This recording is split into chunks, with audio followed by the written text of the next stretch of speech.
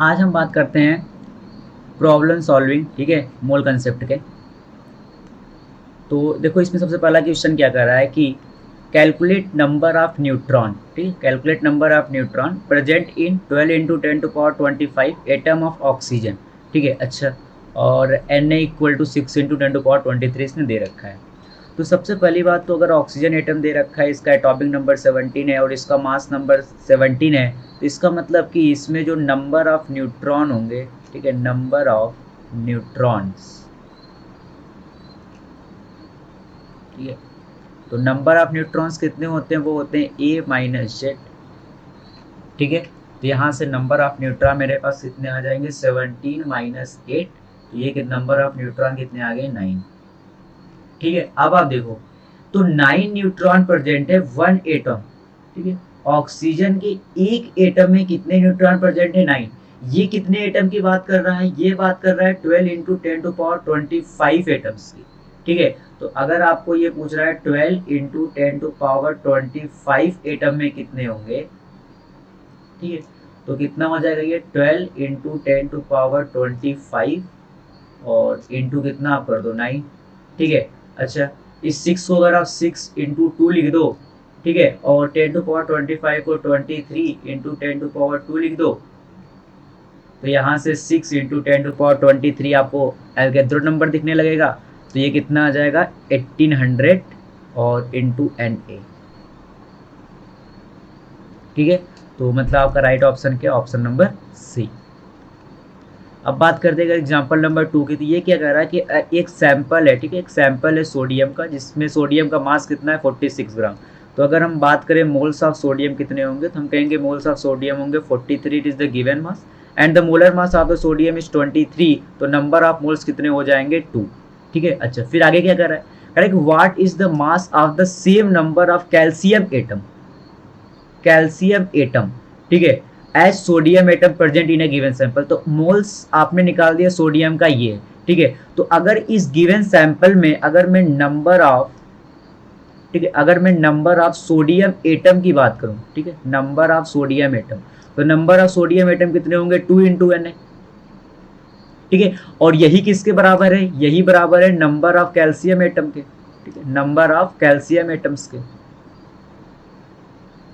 तो इसका मतलब कि उस सैंपल में 2 into Na number of calcium atom present है, ठीक है। और मुझे क्या चाहिए, मुझे चाहिए व्हाट इज द मास, ठीक है, what is the mass of the calcium, ठीक है, मुझे कैल्शियम का मास चाहिए, ठीक है। अच्छा, मुझे पता है कि नंबर ऑफ एटम कितने, 2 इंटू Na, ठीक है। अगर 2 into Na number of atom है, ठीक है, तो अगर मैं ये पूछूंगा 2 into Na number of atom है, ठीक है, यहाँ पे जो मास होगा कैल्शियम का, ठीक है, mass of calcium, mass of calcium atoms, ठीक है। तो मास ऑफ कैल्शियम एटम्स कितना होगा 2 इंटू Na, ठीक है, डिवाइड बाई Na आपने कर दिया, नंबर ऑफ मोल्स आ गए, और उसके बाद इसके मोलर मास से आपने मल्टीप्लाई कर दिया, तो कैल्शियम का मोलर मास अप्रॉक्सीमेट 40 होता है, ठीक है। तो मास ऑफ कैल्शियम एटम आपके पास कितना आ जाएगा 80 ग्राम, ठीक है। आपको नंबर ऑफ एटम्स पता है, नंबर ऑफ एटम्स कितने 2 इंटू Na, तो नंबर ऑफ मोल्स निकालने के लिए आप डिवाइड बाई Na करोगे, ठीक है। तो Na और Na क्या हो जाएगा, कैंसिल आउट हो जाएगा, और into it is the molar mass of the calcium,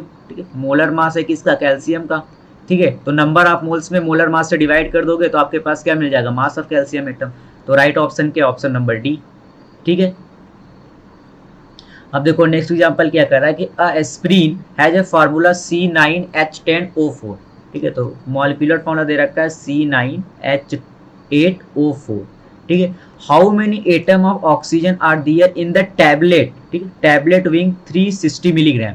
अच्छा, तो अगर सबसे पहले मैं इसके सबसे पहले क्या निकालना होगा, नंबर ऑफ मोल्स, ठीक है। नंबर ऑफ मोल्स के बाद मैं नंबर ऑफ मॉलिक्यूल्स निकालूंगा और उसके बाद मैं नंबर ऑफ ऑक्सीजन एटम की बात करूंगा। तो सबसे पहले अगर मैं इसके मोलर मास की बात करूं, तो इसका मॉलिक्यूलर मास कितना आएगा 9 इंटू 12, ठीक है, और प्लस का 8 इंटू 1 और प्लस का 4 इंटू 60, ठीक है। तो इसको जब आप सॉल्व कर लोगे तो 180 ग्राम, ठीक है, 180 ग्राम। तो अगर मैं इसके मोल्स की बात करूं तो इसके मोल्स हो जाएंगे 360 मिलीग्राम है, ठीक है। तो मिलीग्राम को 10⁻³ कर दो तो ये ग्राम में हो गया, और डिवाइड बाय आप क्या कर दो 180, ठीक है। तो यहाँ से कितना आ गया, देखो ये 80 और ये 2 टाइम्स हो गया, ठीक है। तो आपके पास आ गया 2 इंटू 10⁻³ कितने नंबर ऑफ मोल्स हैं, ठीक है। तो अगर मैं नंबर ऑफ मॉलिक्यूल्स की बात करूं, ठीक है, नंबर ऑफ मॉलिक्यूल्स, तो नंबर ऑफ मॉलिक्यूल्स मेरे पास कितने हैं, 2 इंटू 10⁻³ और इंटू एवोगैड्रो नंबर n है, ठीक है। तो मेरे पास नंबर ऑफ मॉलिक्यूल्स आ गए। अब मुझे पता है कि ये किसके नंबर ऑफ मॉलिक्यूल्स हैं, C9H8O4 एस्पिरिन के, ठीक है। अब मुझे पता है कि वन मॉलिक्यूल, ठीक है, वन मॉलिक्यूल ऑफ C9H8O4 में कितने नंबर ऑफ ऑक्सीजन एटम है, तो यहाँ पर 4 ऑक्सीजन एटम है, ठीक है। और मेरे पास नंबर ऑफ मॉलिक्यूल्स कितने हैं, 2 इंटू 10⁻³ है, ठीक है। तो इसमें कितने नंबर ऑफ ऑक्सीजन एटम होंगे, तो अगर एक मॉलिक्यूल्स में 4 हैं तो इतने मॉलिक्यूल्स कितने हो जाएंगे, 4 इंटू 2 इंटू 10⁻³ और एवोगैड्रो नंबर्स आप क्या कर दो, मल्टीप्लाई कर दो, 6.02 इंटू 10⁻23, ठीक है। तो यहाँ से सॉल्व कर लेंगे तो ये कितना आ जाएगा, ठीक है, जो भी आ जाए, ठीक है।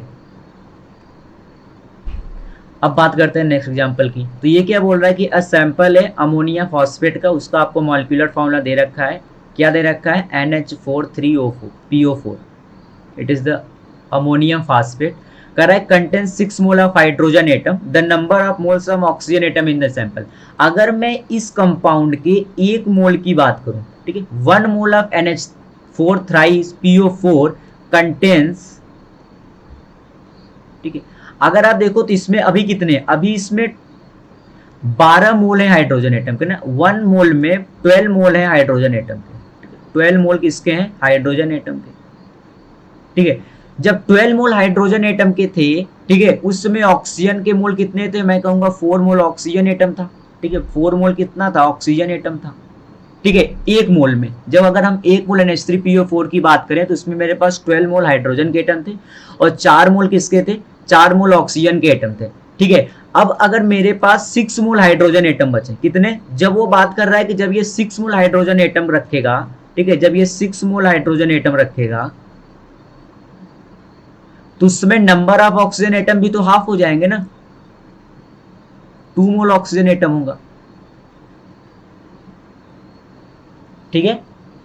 क्योंकि किसी भी कंपाउंड में, ठीक है, जो एलिमेंट होते हैं, ठीक है, वो एक उनका जो रेशियो होता है वो तो सेम ही रहेगा, ठीक है। तो अगर रेशियो सेम रहेगा तो अगर आप यहाँ पर रेशियो, अगर हाइड्रोजन ऑक्सीजन का रेशियो देखो तो कितना था, 3:1 का, ठीक है। तो बाद में भी 3:1 का ही होना चाहिए, ठीक है। तो इसका मतलब जब 6 मोल हाइड्रोजन एटम गया होगा तो 2 मोल ऑक्सीजन एटम उसमें प्रेजेंट हो, सॉरी, जब 6 मोल ऑफ हाइड्रोजन एटम होगा तो उसमें ऑक्सीजन के कितने मोल ऑफ एटम होंगे, तो 2 मोल ऑफ ऑक्सीजन एटम होगा, ठीक है। तो करेक्ट ऑप्शन कौन सा हो गया, ऑप्शन नंबर बी। अब अगर हम बात करें नेक्स्ट एग्जांपल की, तो ये क्या कर रहा है, the total number of moles, ठीक है, ऑफ ऑक्सीजन एटम इज 3, नहीं, the total number of moles आपसे पूछा है, अच्छा, इन 3 litre of O3 gas at 27 degree centigrade and 18.21 atmospheric pressure, ठीक है। तो अगर हम आइडियल इक्वेशन की बात करें तो हमको पता है PV इक्वल टू NRT, ठीक है। यहाँ पर N क्या होता है, नंबर ऑफ मोल्स, ठीक है। तो आप यहाँ से N की वैल्यू फाइंड आउट कर सकते हैं। प्रेशर आपको ATM रख दो 8.21 और वॉल्यूम आपको दे रखा है 3 लीटर, ठीक है। टेम्परेचर आपको दे रखा है 27 डिग्री सेंटीग्रेड, ठीक है। तो आप इसको केल्विन में कन्वर्ट कर लो तो ये हो जाएगा 273 और प्लस का 27 केल्विन, ठीक है। तो टेम्परेचर आपका कितना हो जाएगा, 300 केल्विन, ठीक है। और R की वैल्यू कितनी हो जाएगी, R की वैल्यू 0.0821, ठीक है। आप इसको सॉल्व कर लेंगे तो यहाँ से सॉल्व करने पर जो आंसर आता है वो आता है 1, ठीक है। अच्छा, तो इसका मतलब कि, ठीक है, तो यहाँ मुझे क्या मिल गया, मोल्स ऑफ O3, तो कितने मोल्स ऑफ O3 है, 1 मोल ही है, ठीक है। और यहाँ पर भी देखने में अगर मैं देखूं तो 1 मोल ऑफ O3, आपसे क्या पूछा, आपसे पूछा है number of moles of oxygen atom, ठीक है। तो अगर 1 मोल ऑक्सीजन एटम, सॉरी, अगर 1 मोल ही O3 के है तो 1 मोल ऑफ O3 गैस में नंबर ऑफ ऑक्सीजन एटम कितने होंगे, नंबर ऑफ ऑक्सीजन एटम कितने, 3 ही तो हैं, ठीक है। तो करेक्ट ऑप्शन कौन सा हो जाएगा, ऑप्शन नंबर 3, ठीक है।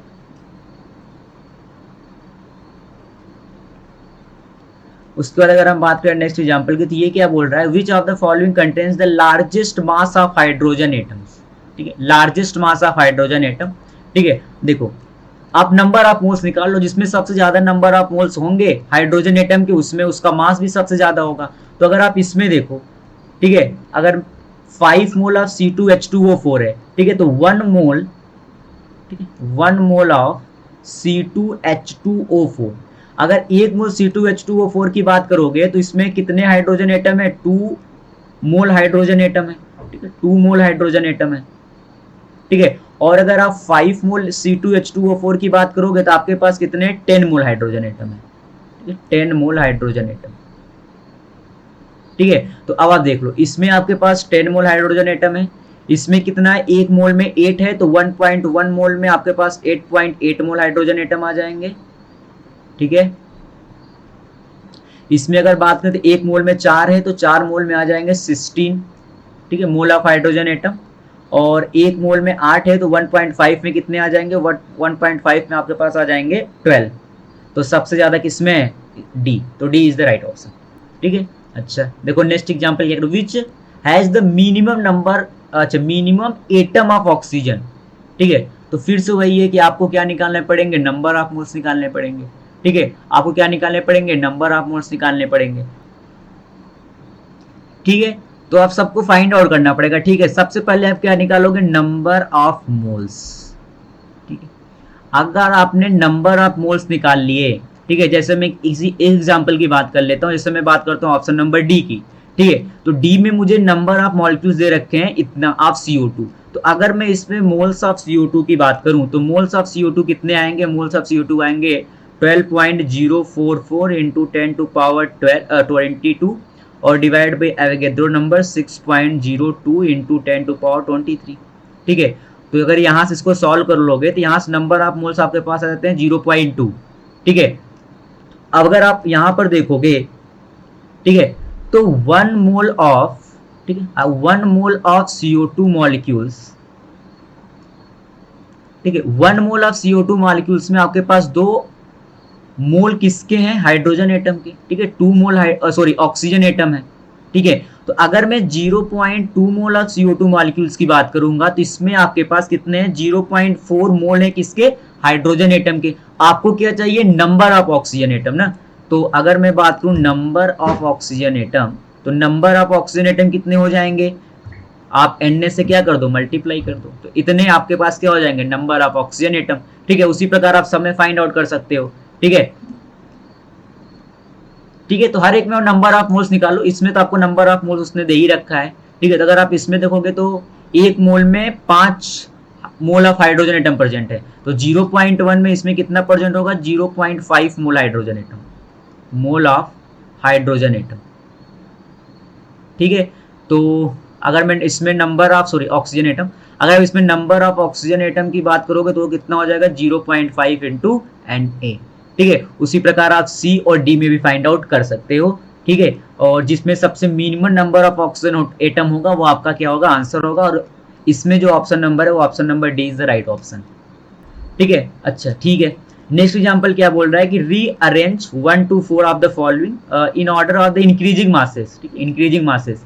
अगर आप बात करो 0.5 मोल ऑफ O3, ठीक है, तो देख लो यार 0.5 मोल है O3 का, ठीक है, मोल ऑफ O3, ठीक है। तो अगर आपको मास चाहिए तो मास कितने होंगे, तो 0.5 मोल है इंटू इसके मोलर मास से आप मल्टीप्लाई कर दो तो इतने ग्राम हो जाएगा, ठीक है। इसको सॉल्व कर लो कितना आ जाएगा ये, और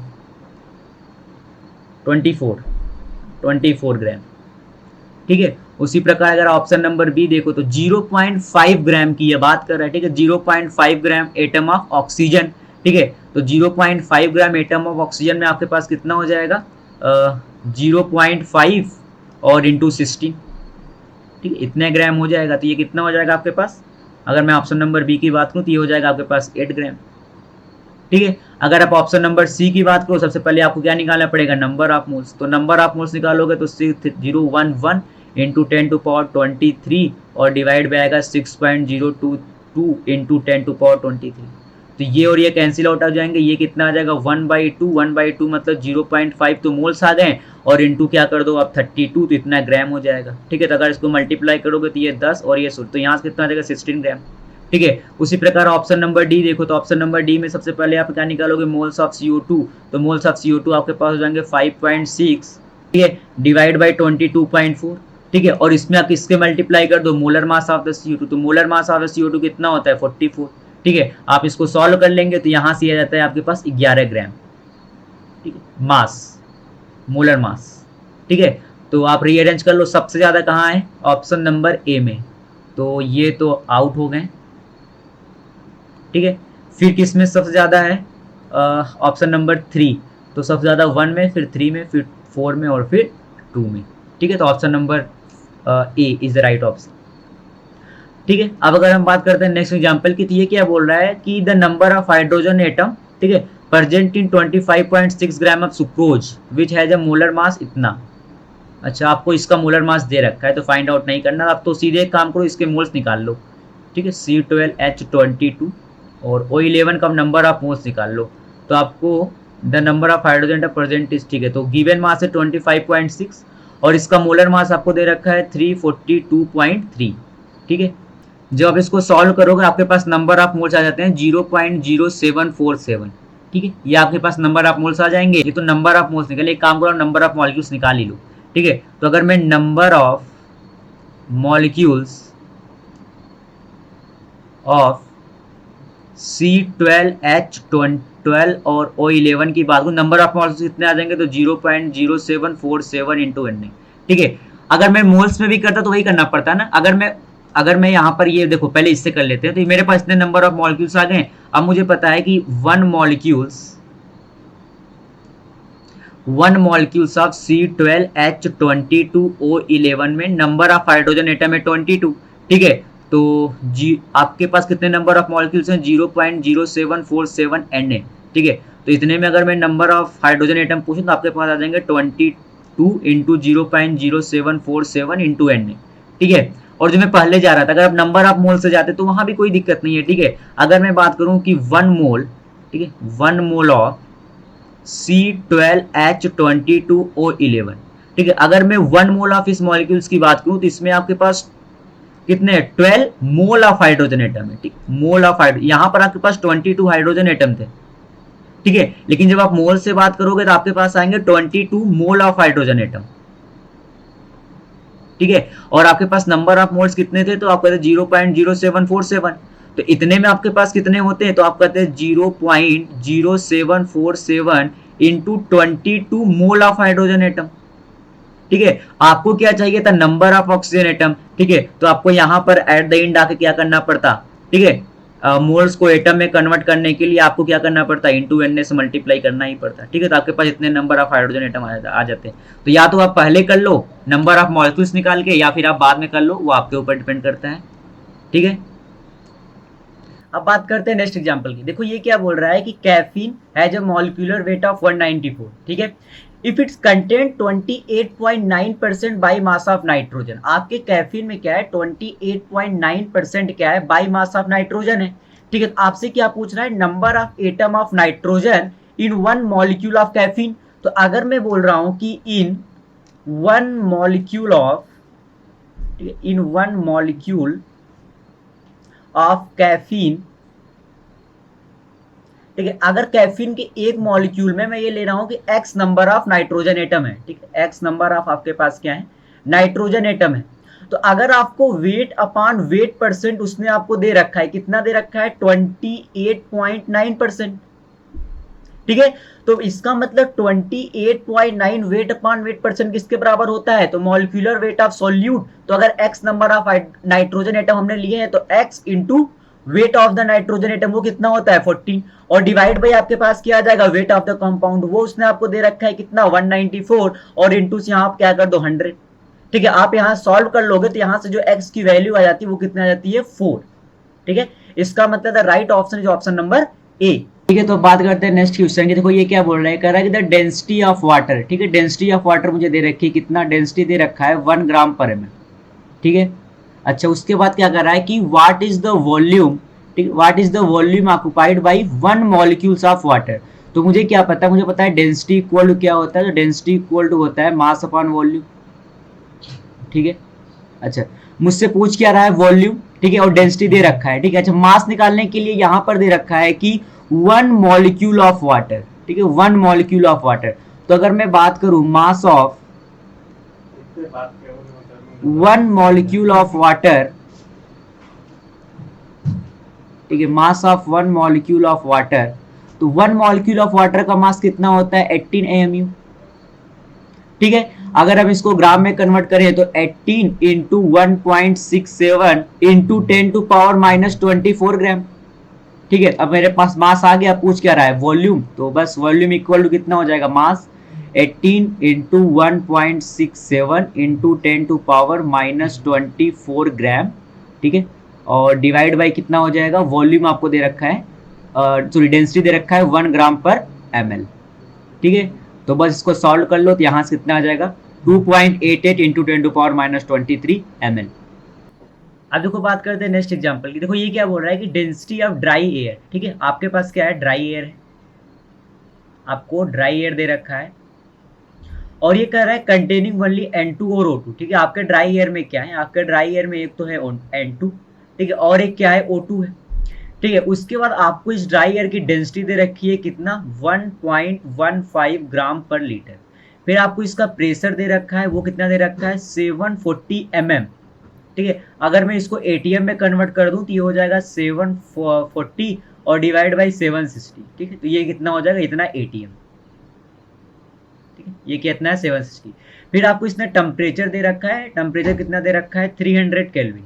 ठीक है, तो आपसे कह रहा है what is the percentage composition of N2 by wait in the air.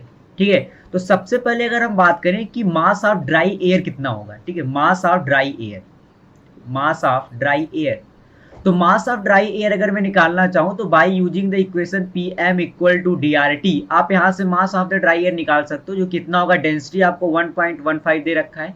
उसके बाद आपको R कितना हो जाएगा, ये 0.0821, आपको टेम्परेचर इसने दे रखा है 300 केल्विन। ठीक है, और डिवाइड बाय प्रेशर। ठीक है, आपका प्रेशर कितना हो गया, तो 740 और डिवाइड बाय आपने कर दिया 760, तो ये ATM में हो गया था। इसको जब आप सॉल्व करोगे तो ये आपके पास आता है 29.09 ग्राम। ठीक है, ये तो आपके पास क्या आ गया कि ड्राई एयर का एवरेज मोलर मास कितना है। ठीक है, अच्छा अब अगर मैं एक काम करता हूं ना, अगर मैंने लेट किया, ठीक, अगर मैं मानूं कि जो N2 का मोल फ्रैक्शन है ना, मोल फ्रैक्शन ऑफ N2, ठीक है, मोल फ्रैक्शन ऑफ N2, ठीक है, late mole fraction of N2,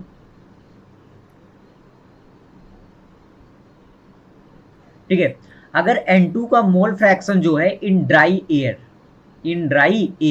अगर मैंने इसको x ले लिया, अगर मैंने इसको x ले लिया, तो जो O2 का मोल फ्रैक्शन होगा, ठीक है, जो O2 का मोल फ्रैक्शन होगा ड्राई एयर में, वो कितना होगा, वो होगा 1 - x। ठीक है, क्योंकि mole fraction of N2 plus mole fraction of O2 होगा तो 1 के बराबर। अगर आपने N2 के मोल फ्रैक्शन को x लिया तो O2 का मोल फ्रैक्शन होगा 1 - x। ठीक है, अब आप देखो आपको ड्राई एयर का मास पता चल गया, वो कितना है 29.09। तो इसका मतलब जो 29.09 है ये किसके बराबर होगा, ये बराबर होगा mole fraction of N2 into molar mass of N2 कितना होता है 28।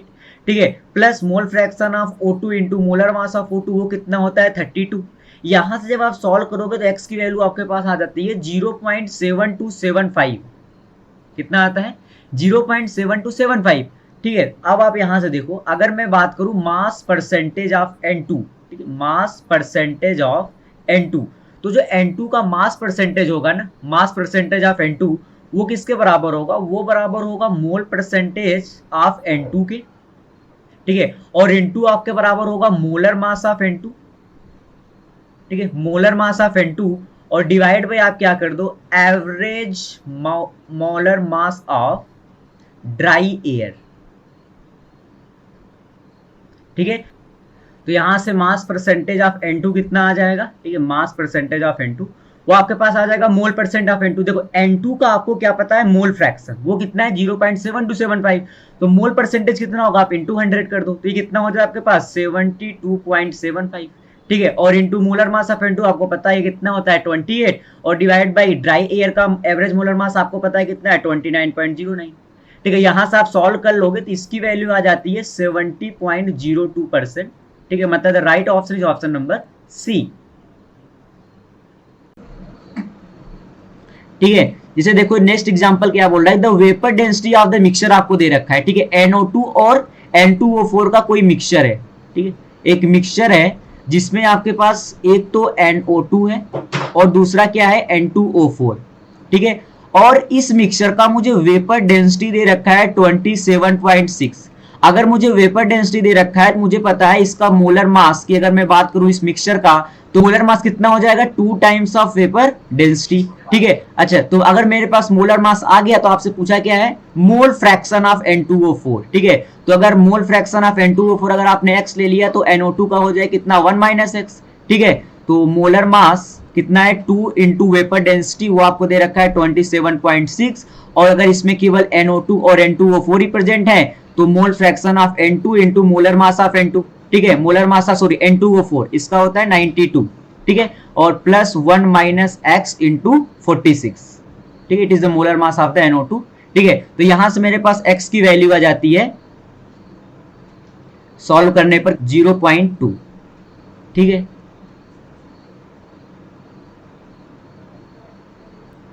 अब देखो नेक्स्ट एग्जांपल, ये बोल रहा है कि एवरेज एटॉमिक मास, ठीक है, average atomic mass of magnesium is 24.31 AMU। ठीक है, द मैग्नीशियम कंपोज्ड ऑफ 79 मोल% ऑफ 24 mg एंड रिमेनिंग 21 मोल% आपको दिया है 25 mg एंड 26 mg। Then calculate the percentage of 26 mg। तो यहां पर आपको मैग्नीशियम के 3 आइसोटोप्स दे रखे हैं, कौन कौन, एक तो 24 mg, ठीक है, और एक आपको दे रखा है 25 mg और एक आपको दे रखा है 26 mg। ठीक है, अगर 79% आपको 24 mg दे रखा है, ठीक है, और रिमेनिंग 21% में आपका 25 और 26 mg आपसे पूछ रहा है कि मोल परसेंटेज ऑफ 26 mg। तो अगर मान लेते हैं कि अगर ये x% होगा, ठीक है, तो 25 mg कितना हो जाएगा 21 - x%। ठीक है, और एवरेज मोलर मास आपको दे रखा है कितना 24.31। ठीक है, तो 21.31 इक्वल कितना हो जाएगा 79 इंटू 24। ठीक है, प्लस का 25 इंटू 21 - x और प्लस 26 इंटू x और डिवाइड बाई 100। ठीक है, यहां सॉल्व कर लेंगे और x की वैल्यू फाइंड आउट कर लेंगे तो x इक्वल टू आ जाएगा 10%। तो ऑप्शन नंबर ए। ठीक है, अब बात करते हैं नेक्स्ट एग्जांपल की। देखो ये क्या बोल रहा है कि density of an ideal gas, ठीक है, एट 2 एटमॉस्फेरिक प्रेशर, प्रेशर आपको दे रखा है 2 atm। ठीक है, टेम्परेचर आपको दे रखा है 600 केल्विन। ठीक है, तो 2 एटमॉस्फेरिक प्रेशर और 600 केल्विन पे आपको density of the ideal gas दे रखा है 2 ग्राम पर लीटर। ठीक है, आपसे कह रहा है calculate relative density of this gas with respect to neon. ठीक है, तो रिलेटिव डेंसिटी क्या होगा, रिलेटिव डेंसिटी होगा, तो रिलेटिव डेंसिटी होती क्या, रिलेटिव डेंसिटी होती है डेंसिटी ऑफ, ऐसे यहां पर अगर मैं रिलेटिव डेंसिटी की बात करूं तो ये होगा डेंसिटी ऑफ गैस, ठीक है, डेंसिटी ऑफ गैस और divide by density of N2, density sorry N2 ने डेंसिटी ऑफ नियॉन गैस ना, नियॉन गैस। ठीक है, तो रिलेटिव डेंसिटी की हमने देखा था, वहां पर रिलेटिव डेंसिटी का फॉर्मूला क्या था कि density of any substance divide by density of reference substance. ठीक है, किसके रिफरेंस में आप किसकी डेंसिटी फाइंड आउट करना चाहते हो वो डिफाइन होती है रिलेटिव डेंसिटी का। ठीक है, तो हमको बताना है density of gas neon gas के रिस्पेक्ट में, तो ये होगी क्या मेरी रिलेटिव डेंसिटी। ठीक है, अब आप देखो, ठीक है, यहां पर मुझे गैस का प्रेशर, टेम्परेचर और डेंसिटी दे रखी है।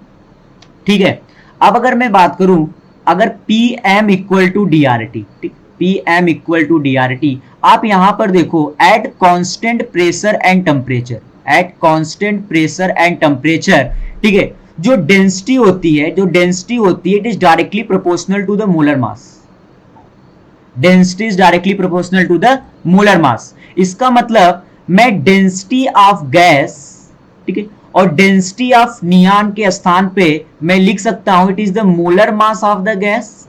ठीक है, और molar mass of the neon gas, और molar mass of the neon मुझे पता है ये कितना होता है 20। ठीक है, मुझे क्या फाइंड आउट करना होगा molar mass of the gas, और उसके लिए मुझे ये सब कुछ दिया हुआ है। ठीक है, आप सीधे यहां पर पुट करो और आप m की वैल्यू फाइंड आउट कर सकते हो। आपको डेंसिटी पता है 2, r की वैल्यू आपको 1/12 दे रखा है। ठीक है, टेम्परेचर आपको दे रखा है 600 केल्विन और प्रेशर आपको कितना दे रखा है 2 एटमॉस्फेरिक। ठीक है, तो आप यहां से क्या निकालोगे molar mass of the gas, तो जो यहां पुट कर दोगे और आपका आंसर आ जाएगा। ठीक है, तो सॉल्व करने पर आंसर आपका आता है A 2.5। ठीक है, अब बात करते हैं नेक्स्ट एग्जांपल की। देखो ये क्या बोल रहा है, कैलकुलेट डेंसिटी, ठीक है, calculate density of a gaseous mixture, ठीक है, calculate density of a gaseous mixture which contains इतना मॉलिक्यूल्स ऑफ N2। तो अगर मैं बात करूं मोल्स ऑफ N2, ठीक है, अगर मैं बात करूं मोल्स ऑफ N2, तो मोल्स ऑफ N2 होंगे 3.01 इंटू 10⁴ और डिवाइड बाई Na 6.02 इंटू 10⁻23। तो ये आपके पास आ जाता है 5, ठीक है। फिर आपको कितना दे रखा है, 32 ग्राम ऑफ O2। तो अगर मैं मोल्स ऑफ O2 की बात करूं तो मोल्स ऑफ O2 मेरे पास आ जाएगा 32 डिवाइड बाई 32, तो ये कितना आ जाएगा 1 मोल्स, ठीक है। अच्छा, तो आपसे कह रहा है calculate the density, 3 atmospheric pressure दे रखा है, टेम्परेचर दे रखा है, आर की वैल्यू आपको दे रखी है, ठीक है। तो जब मैं Pm इक्वल टू अगर DRT, ठीक है, Pm इक्वल टू DRT, यहां पर जो मास होगा ये होगा मास ऑफ द मिक्सचर, ठीक, मास ऑफ द मिक्सचर। तो सबसे पहले हम इसको फाइंड आउट कर लेते हैं, ठीक है, कि इस मिक्सचर का मास कितना होगा। तो मिक्सचर का मास होगा moles of N2 into molar mass of N2 plus moles of O2 into molar mass of O2 और divide by total number of moles, ठीक है। तो यहां से आपके पास M मिक्सचर आ गया। अब आप यहां से डेंसिटी फाइंड आउट कर सकते हो। डेंसिटी कितना हो जाएगा, प्रेशर आपको दे रखा है कितना, 3 एटमॉस्फेरिक, ठीक है। यहां से आप M मिक्सचर की वैल्यू फाइंड आउट कर लोगे, ठीक है, और डिवाइड बाई आर की वैल्यू आपको दे रखा है 1/12 और टेम्परेचर आपको कितना दे रखा है 860 केल्विन, ठीक है। आप इसको सॉल्व कर लोगे तो आपको आपके पास यहां से ग्राम पर लीटर डेंसिटी आ जाएगी, ठीक है। और सॉल्व करने पर इसका जो आंसर आता है वो आता है 1.2। बात करते हैं नेक्स्ट एग्जांपल की। देखो ये क्या बोल रहा है कि mixture of O2 and gas Y।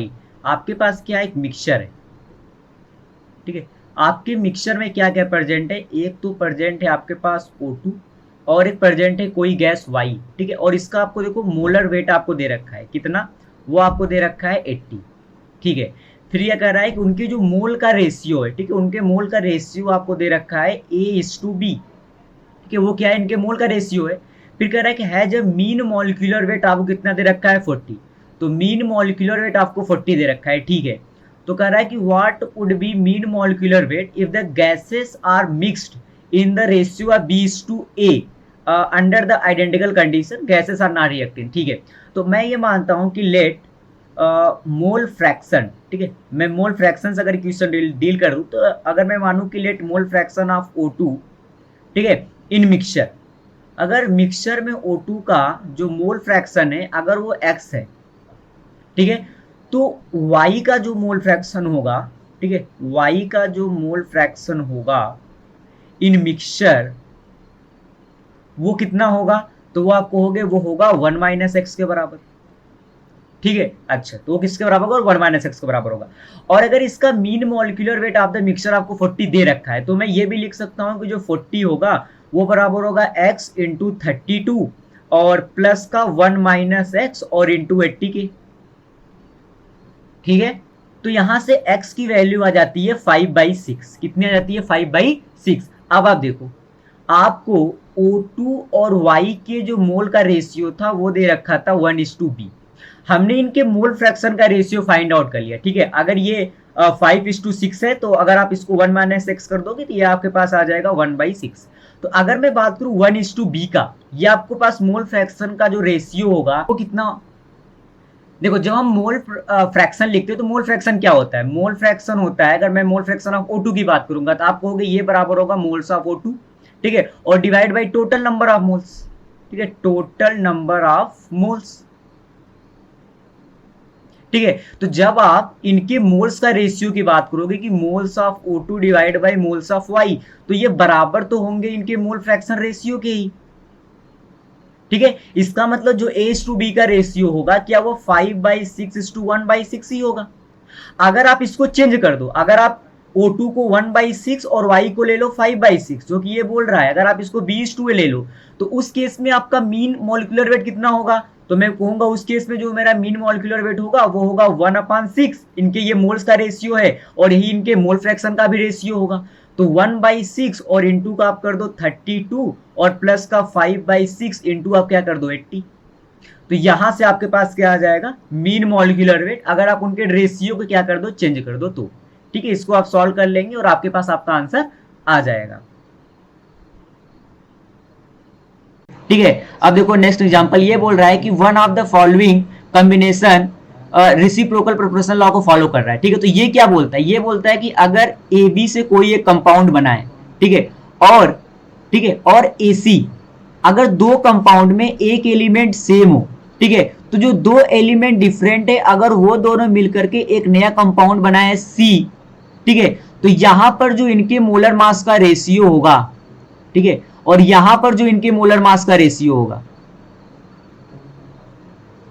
वो क्या होंगे, मल्टीपल होते हैं, ठीक है, वो क्या होते हैं, मल्टीपल होते हैं। तो अब बस यहां पर आप देख लो सिंपल, अगर यहां पर देखो तो N2 दोनों में कॉमन है, ठीक है, तो ये तो चलो होगा ही नहीं, ठीक है। यहां पर देखो NaCl NaBr तो कॉमन है, ये तो कंपाउंड बनना चाहिए था Br ब्रोमीन और क्लोरीन का, लेकिन यहां पर बना किसका दिया NaI, तो ये भी नहीं हो सकता। यहां पर देखो कार्बन कार्बन कॉमन SO2 तो ये हो सकता है। यहां पर देखो तो फास्फोरस कॉमन है, ठीक है, तो थर्ड कंपाउंड बनना चाहिए H3 और O3 का, बना किसका P2O5 तो ये भी नहीं हो सकता। तो देखो नेक्स्ट एग्जांपल ये क्या बोल रहा है कि सैंपल ऑफ कैल्शियम कार्बोनेट, ठीक है, has the following percentage composition. Calcium आपको 40% दिया है, कार्बन 12% है और ऑक्सीजन कितना है 48%, ठीक है। कह रहा है कि if the law of constant proportion is true, ठीक है, तो कह रहा है then the weight of calcium in 4 gram of sample of calcium carbonate obtain from another source, ठीक है। तो आप यहां पर देखो आपको दिया है कैल्शियम कार्बोनेट, ठीक है, आपको क्या दे रखा है, कैल्शियम कार्बोनेट। अगर आप यहां पे कैल्शियम, ठीक है, और सॉरी CaCO3 कैल्शियम कार्बोनेट के अगर वेट का रेशियो देखो तो वो है कितना, वो कांस्टेंट होना चाहिए, ठीक है। तो कैल्शियम आपको दिया है 40%, ठीक है, तो ये है 40 और कैल्शियम कार्बोनेट का आप वेट फाइंड आउट करो तो ये होता है 100, ठीक है। तो इनके जो वेट का रेशियो वो है 40:100, ठीक है। और बाद में बोल रहा है कि अगर कैल्शियम कार्बोनेट 4 ग्राम है, ठीक है, और मान लेता हूं फिर ये x ग्राम है, ठीक है, तो जो रेशियो होगा वो तो अभी भी कांस्टेंट ही होना चाहिए, मतलब 40/100 इक्वल टू x/4 होना पड़ेगा, ठीक है। तो अब बस यहां से आप देख लो तो x की वैल्यू कितनी आती है 16/10, मतलब कितना 1.6 ग्राम, ठीक है, अगर law of constant proportion is true for the given condition, ठीक है। तो उनके जो वेट का रेशियो होगा कैल्शियम और कैल्शियम कार्बोनेट का वो क्या होगा, फिक्स होगा। अब देखो नेक्स्ट एग्जांपल ये क्या बोल रहा है कि 1 mole of element x has 0.444 times the mass of 1 mole of element y, ठीक है। इसका मतलब 1 मोल का मतलब मोलर मास, ठीक है, 1 मोल एलिमेंट का मास मतलब मोलर मास। तो अगर मैं बोलूं ये क्या कर रहा है कि मोलर मास ऑफ, ठीक है, molar mass of x equal to कितना है 0.44 times molar mass of y, molar mass of y, ठीक है। और क्या बोल रहा है कि 1 atom of element x has 2.96 times the mass of 1 atom of C12। इसका मतलब कि मोलर मास ऑफ, ठीक है, मोलर मास ऑफ x जो दे रखा है वो दे रखा है 2.96 टाइम्स, ठीक है, इसके एक एटम का मोलर मास वो कितना है 12, ठीक, वो कितना होगा 12, यहां पर दे रखा है 12, ठीक है। तो अगर आपके पास मोलर मास ऑफ x पता चल गया, ठीक है, तो आपसे पूछ क्या रहा, what is the atomic weight of y, ठीक है। तो अगर मैं एटॉमिक वेट ऑफ y की बात करूं, अगर मैं मोलर मास ऑफ y की बात करूं तो मोलर मास ऑफ y कितना हो जाएगा 12 इंटू 2.96 और डिवाइड बाई कितना हो जाएगा 0.444, ठीक है। इसको सॉल्व कर लेंगे और यहां से आंसर आ जाएगा 80, ठीक है। अब देखो नेक्स्ट क्वेश्चन ये क्या बोल रहा है कि a given sample of pure compound, ठीक है, कंटेन इतना ग्राम जिंक, इतना एटम है क्रोमियम के और इतने मोल है ऑक्सीजन के। आपसे कह रहा है what is the simplest formula, मतलब what is the empirical formula of the given compound, ठीक है। तो अगर 9.8 ग्राम जिंक है तो अगर मैं मोल्स ऑफ जिंक की बात करूं तो वो कितना हो जाएगा 9.81 divide by molar mass of the zinc, वो होता है 65, तो ये मेरे पास आता है 0.15, ठीक है। अगर मैं बात करूं मोल्स ऑफ क्रोमियम तो क्रोमियम के मोल्स कितने आ जाएंगे, आपको नंबर ऑफ 1.8 इंटू 10⁻23 और डिवाइड बाई आप 6.02322 कर दो इंटू 10⁻⁻23 कर दोगे तो ये क्या आ जाएगा मोल्स ऑफ क्रोमियम, तो ये आपके पास कितना आ जाता है 0.3, ठीक है। और मोल्स ऑफ O2 आपको पता है, मोल्स ऑफ O2 आपको कितना दे रखा है 0.6, ठीक है, sorry moles of oxygen atom not the O2, oxygen atom दे रखा है ना, मतलब 1 एटम, ठीक है। तो मोल्स ऑफ ऑक्सीजन आपको दे रखा है 0.6, ठीक है। अब आप इनका सिंपलेस्ट रेशियो फाइंड आउट कर लो, ठीक है। तो इनका सिंपलेस्ट रेशियो फाइंड आउट कर लोगे तो कितना आ जाएगा, सबसे छोटा यहाँ पर कितना है 0.15, तो आप उससे सब में डिवाइड कर दो, 0.15 इस टू 0.3 डिवाइड बाई 0.15 और इस टू 0.6 डिवाइड बाई 0.15, तो कितना आ जाएगा 1:2:4। ठीक है, तो ऑप्शन नंबर बी। अब देखो नेक्स्ट एग्जांपल ये क्या बोल रहा है कि what is the empirical formula of the vanadium oxide if 2.74 gram of the metal oxide, अच्छा मास ऑफ मेटल ऑक्साइड आपको दे रखा है ना, मास ऑफ मेटल ऑक्साइड, और मेटल ऑक्साइड में प्रेजेंट क्या क्या है, एक तो मेटल होगा वेनेडियम और दूसरा होगा ऑक्सीजन, तो ये बराबर होगा मास ऑफ वेनेडियम, ठीक है, और प्लस मास ऑफ ऑक्सीजन।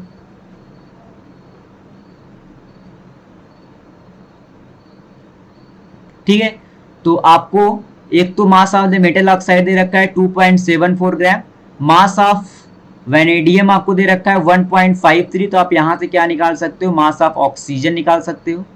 ठीक है, मास ऑफ ऑक्सीजन। ठीक है, तो यहां से मास ऑफ ऑक्सीजन कितना आ जाएगा, वो आ जाएगा 2.74 और माइनस का 1.53, तो ये आपके पास आता है 1.21। ठीक है, अब अगर मैं बात करूं मोल्स ऑफ वेनेडियम तो कितना होगा, गिवन मास आपको है 1.53 और इसका मोलर मास होता है 51। ठीक है, तो ये आपके पास आ जाएगा 0.03। ठीक है, और अगर molar mass of oxygen atom की बात करो तो वो हो जाएगा 1.21 और डिवाइड बाई 16। ठीक है, तो ये आपके पास आ जाता है 0.075। ठीक है, मुझे क्या चाहिए, सिंपलेस्ट रेशियो। ठीक है, तो आप एक काम करो 0.03, ठीक है, इस टू 0.075, ठीक है, इसमें आप किससे डिवाइड कर दो, 0.03 से ना, ये छोटा है तो 0.03। ठीक है, तो ये आपके पास कितना आ जाएगा 1:2.5। ठीक है, तो 2.5 को आप क्या लिख सकते हो 5/2। ठीक है, तो इसका मतलब ये क्या आ गया 2:5, तो V2O5। ठीक है, अब नेक्स्ट क्वेश्चन देखो, ये क्या बोल रहा है कि determine the empirical formula used in making bullet proof waste. इतना आपको कार्बन दे रखा है, इतना आपको हाइड्रोजन दे रखा है, इतना नाइट्रोजन, इतना ऑक्सीजन। ठीक है, तो आपको एलिमेंट क्या क्या दे रखे हैं, एलिमेंट आपको दे रखे हैं कार्बन, हाइड्रोजन, नाइट्रोजन और ऑक्सीजन। ठीक है, उसके बाद इनका परसेंटेज आपको दे रखा है 70.6 कार्बन का है, कार्बन का और हाइड्रोजन का 4.2, नाइट्रोजन का 11.8 और ऑक्सीजन का आपको दे रखा है 13.4। ठीक है, अगर हम इनकी मोलर मास की बात करें तो molar mass of the carbon होता है 12, हाइड्रोजन का 1, नाइट्रोजन का 14 और ऑक्सीजन का 16। ठीक है, फिर आप क्या निकालोगे, relative number of atom, relative number of atom. ठीक है, तो फाइंड आउट कर लेना। ठीक है, रिलेटिव नंबर ऑफ एटम कितने होते हैं 17.6 परसेंटेज और इसका मोलर मास। ठीक है, इसका आ जाएगा 4.2 डिवाइड बाई 1, इसका आ जाएगा 11.8 डिवाइड बाई 14 और इसका आ जाएगा 13.4 डिवाइड बाई 16। ठीक है, फिर आप निकाल लेना इनका सिंपलेस्ट रेशियो और उसके बाद निकाल लेना होल नंबर सिंपलेस्ट रेशियो। ठीक है, तो ऐसा क्वेश्चन हम कर चुके हैं। ठीक है, तो आप कर सकते हो। उसके बाद देखो नेक्स्ट एग्जांपल ये क्या बोल रहा है कि the hydrated salt of N2CO3.XH2O undergo 60% loss in mass on heating. ठीक है, तो आप देखो जब आप N2CO3 को .XH2O को हीट करोगे, ठीक है, इसको जब हीट करोगे तो ये क्या होगा Na2CO3 और वाटर मॉलिक्यूल्स क्या हो जाएंगे, सेपरेट हो जाएंगे।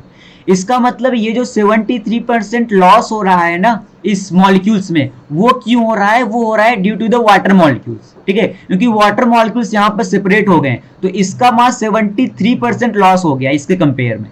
ठीक है, तो आपसे पूछ रहा है कि the value of the x कितना होगा। ठीक है, तो सबसे पहले बात तो ये समझ में आता है कि जो लॉस इन मास है, ठीक है, लॉस इन मास वो हुआ क्यों है, loss in mass is due to loss of water. ठीक है, लॉस ऑफ वाटर, क्योंकि इस मॉलिक्यूल से क्या हुआ, इस कंपाउंड से क्या हुआ, वाटर सेपरेट हो गया तो उसकी वजह से मास में क्या हुआ, कमी आई। ठीक है, लॉस हुआ, तो इसका मतलब 60% लॉस है, ये वाटर का मास है। ठीक है, तो यहां पर मैं क्या लिख सकता हूं, अगर इसके एक्स एटम है वाटर के तो 63% जो होगा it will be the molar mass of the H2O, अगर x एटम है तो x इंटू 18 और डिवाइड बाई टोटल मास, ठीक है, डिवाइड बाई टोटल मास कितना होगा 18x और प्लस N2CO3 का, तो N2CO3 का फाइंड आउट करोगे तो वो कितना आता है 100, सॉरी 106, 106 आप निकाल लेना, ठीक है, कितना होगा 2 इंटू 23 और प्लस का 12 और प्लस का 3 इंटू 16, ठीक है, और बस आप इसको फाइंड इंटू 100, ठीक है, तो आप यहां से x की वैल्यू फाइंड आउट कर सकते हो और x की वैल्यू आ जाएगी 10, ठीक है। तो कभी भी अगर हाइड्रेटेड कंपाउंड दिया हो तो आपको ये समझ में आना चाहिए, अगर हाइड्रेटेड सॉल्ट दिया उसको हीट कर रहे हो तो वहां से वाटर मॉलिक्यूल्स अलग होंगे, ठीक है, तो इस अलग होंगे तो ये समझ में आता है कि पहले NO2CO3.XH2O था, अब Na2CO3 होगा, ऑफ कोर्स लॉस इन मास है, वो क्यों है, क्योंकि वाटर मॉलिक्यूल सेपरेट हो गए हैं, ठीक है, तो 60% लॉस हुआ, वो due to the loss of water हुआ, तो 63% क्या होगा, mass of the water divide by total mass, ठीक है। अब देखो नेक्स्ट क्वेश्चन ये कर रहा है कि 6.85 gram sample of hydrated SrOH twice sorry और .XH2O, ठीक है, is dried in an oven to give 3.13 gram of anhydrous SrOH twice, what is the value of x, आपको इसका मोलर मास दे रखा है, ठीक है, तो ये कह रहा है कि SrOH ट्वाइस ऑफ .XH2O था, ठीक है, आपने इसको ओवन में डाला मतलब हीट किया तो ये आपको पास हो गया SrOH ट्वाइस और वाटर मॉलिक्यूल्स आपने कर दिए यहां से अलग।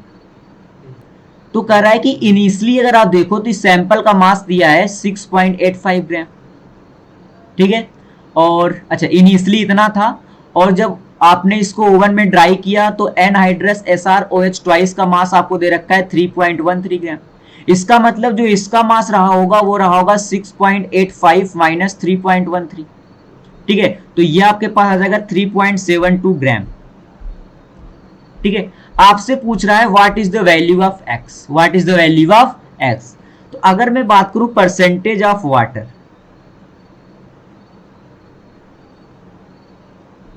ठीक है, तो परसेंटेज ऑफ वाटर अभी जो मुझे दिख रहा है ये दिख रहा है 3.72, ठीक है, मास ऑफ द वाटर और डिवाइड बाय टोटल मास वो आपको दे रखा है 6.85 और इंटू 100,